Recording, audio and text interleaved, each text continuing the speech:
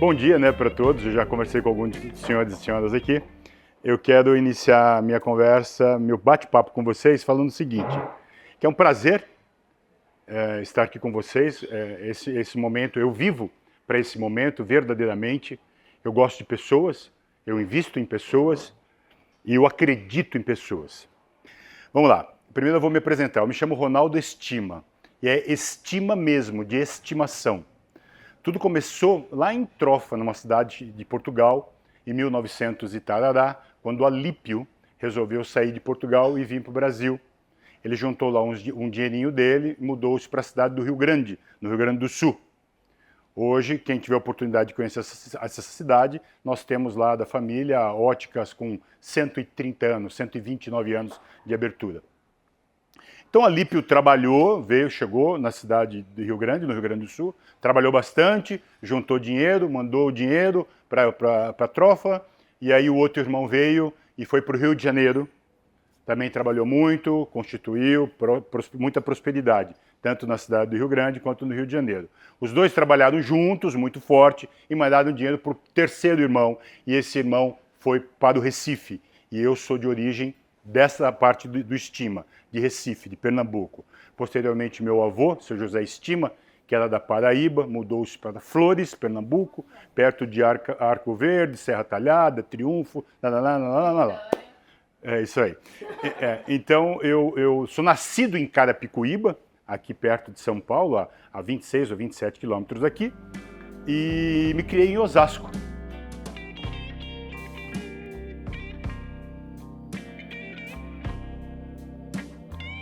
Aos 15 anos de idade, eu já jogava basquete desde 1981 e fiquei no Continental Park Club até 1989, 1990. E eu tinha dois atletas no meu time, Ari Osvaldo e André Brasolin, que eram todos os anos convocados para a seleção brasileira. Eles eram titulares do meu time de basquete e eu também era titular do meu time. Inclusive, eu vestia camisa de categorias acima da minha.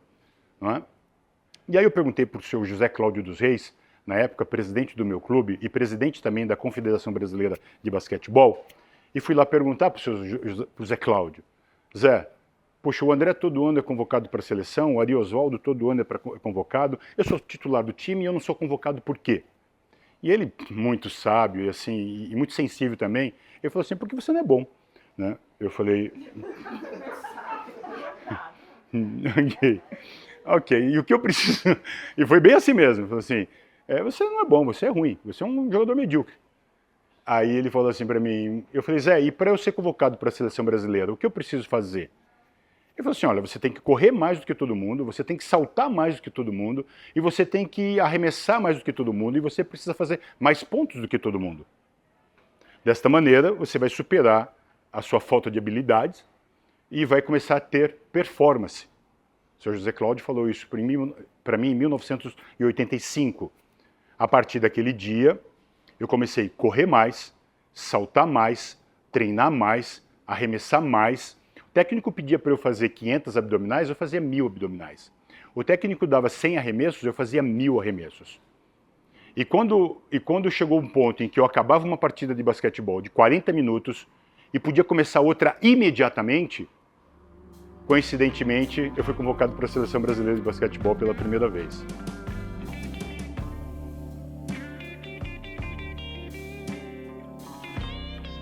E você tem que descarregar o caminhão, e você tem que fazer todas essas coisas. Minha mãe reclamava, e o dinheiro que nós ganhávamos era para a gente comer e pagar as coisas. Não dava para ficar trocando de roupa o tempo todo. E eu me sujava muito. Então a minha mãe falou assim, você vai ter que usar um avental, porque aí você vai proteger, você vai prolongar a vida das suas roupas. Mas eu odiava aquele avental, eu tinha vergonha, porque o meu avental que selecionado para mim era branco e parecia carne Miranda. Ele tinha abacaxi, ele tinha mamão, ele tinha melão, ele tinha Vitália. Mas não era um desenho, era bordado. Então a coisa era uma coisa bonita mesmo, né? Chique. E todas as vezes que eu usava esse avental, eu sentia muita vergonha. Eu me sentia inferior aos meus amigos. Voltando a falar do avental, eu convidei os meus amigos para passearem no shopping comigo. E ninguém tinha dinheiro para ir, só eu tinha. Todos eles precisavam pedir autorização para os pais e pegar dinheiro com os pais. E só eu tinha dinheiro para fazer o que eu queria, 13 anos de idade. Eu já tinha carro com 13 anos de idade. O meu professor ia de ônibus para o colégio, eu ia de carro, com 13 anos de idade.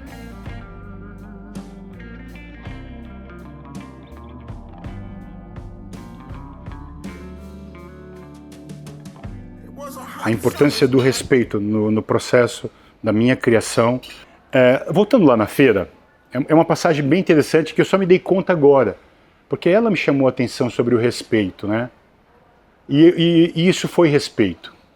O meu pai, ele era reconhecido na família como um cara que estudou muito pouco ou quase nada e que era muito bom comerciante e que sabia fazer conta de cabeça. Todo final de feira não existia cartão de débito, cartão de crédito. Ou era dinheiro, espécie, ou era cheques. E aí o volume, e a barraca da minha família vendia muito, porque eu falei já, para quem é de São Paulo, já entendeu que os lugares onde a gente montava barraca só de lugares com pessoas ricas, pessoas que não se preocupavam com o preço de uma mão, né? 1 ou 2 ou 3 vezes. Então acumulava-se muitos cheques, muitos cheques.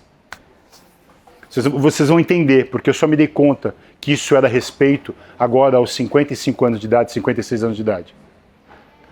E meu pai, no término da feira, ele juntava o dinheiro, ele juntava todo o dinheiro, ele contava o dinheiro. Minha avó também trabalhava nessa barraca.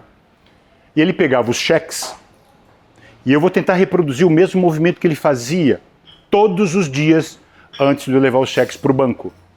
Ele pegava um monte de cheques assim, desse volume, de valores múltiplos. Ele dava uma cuspidinha na boca e fazia assim, ó. Eu estou tentando reproduzir a velocidade com que ele passava os cheques. 40 cheques, 50 cheques, 60 cheques. Ele virava o verso do último cheque e escrevia um valor.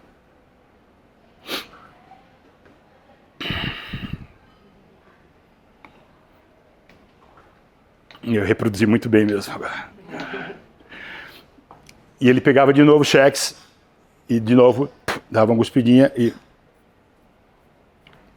Eu estou vendo meu pai fazendo isso agora. E virava o cheque e anotava um valor e somava e dizia para mim, nego, vai no banco, vai para o banco. Eu ia para o banco levar o dinheiro. E eu levava o dinheiro e depositava o cheque. E meu pai nunca acertou um valor. Nunca ele acertou um valor, nunca. Mas eu nunca disse isso para ele. Eu nunca disse isso para meu pai. Eu nunca afrontei ele.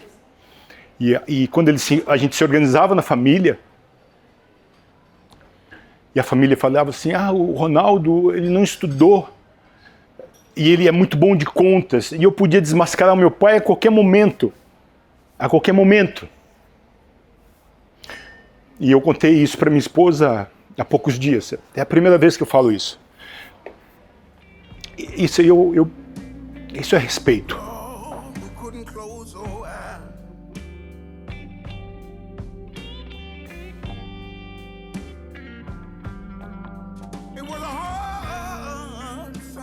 A importância dessa sua história no negócio, nos negócios. Não ter exatamente isso. Eu vou repetir. Não ter medo de cair, de errar. Em 2014, os meus postos faliram. Os nossos postos faliram. Era a nossa base. Eram 4 postos, 110 funcionários.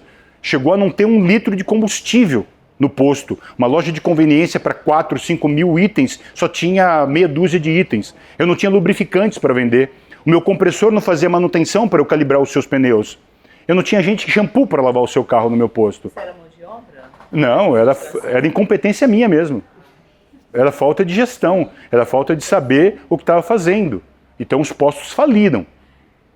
E depois nós recuperamos esses postos e vendemos em julho de 2019 por um preço absurdamente inexplicável. Ele foi recuperado judicialmente. E as contas desse posto, quando eles faliram, eles deviam 9 milhões de reais. Eu terminei de pagar essas contas no ano passado.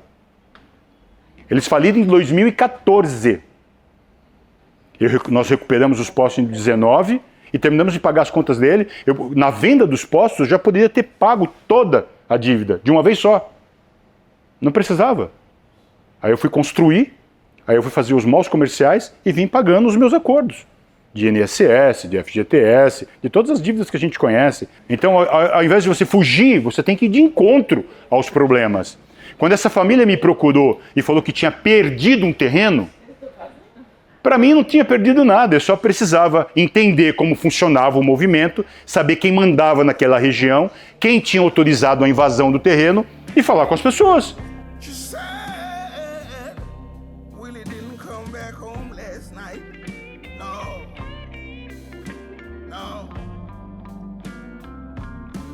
Então, queria te agradecer, Ronaldo.